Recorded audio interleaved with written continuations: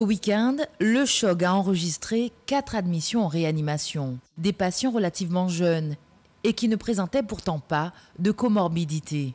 Le personnel soignant est inquiet. Ce sont des personnes qui sont jeunes, qui n'ont pas plus de 70 ans, qui n'ont pas d'autres comorbidités et qui sont venues pour des manifestations pulmonaires liées au Covid. 4 personnes sur 2 nuits, c'est très important, c'est alarmant, puisque nous avons vu que pendant la première crise, au maximum, nous avons eu 6 patients en réanimation pendant toute la première crise, ici, chez nous, à Saint-Laurent, pour des manifestations pulmonaires. Là, en 2 jours, on met 4 patients, dont un est dans le coma artificiel pour sa prise en charge, donc il est intubé et ventilé, et 2 autres qui sont sous oxygène à haut débit.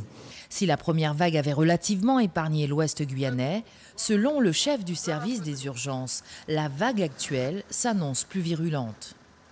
Un deuxième signe est à prendre en compte, le nombre de personnels soignants touchés.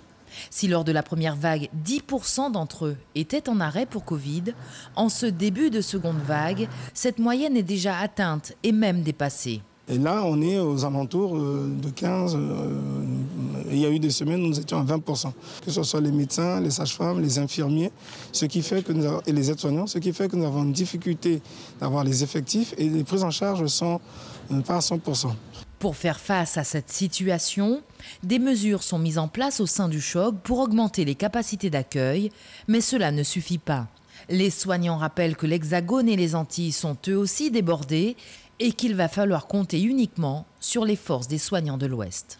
Mais nous ne pourrons pas augmenter beaucoup plus nos capacités comme la première crise, parce que la première crise, nous avons reçu de l'aide de l'extérieur. Alors là, la métropole aussi est aussi touchée que nous, les Antilles et la Guyane aussi. Donc nous pouvons compter que sur nos propres forces. On ne peut pas mettre de lits si on ne peut pas mettre des infirmiers et des médecins. Notre service de réanimation classique a été totalement organisé pour recevoir au moins 8 patients Covid.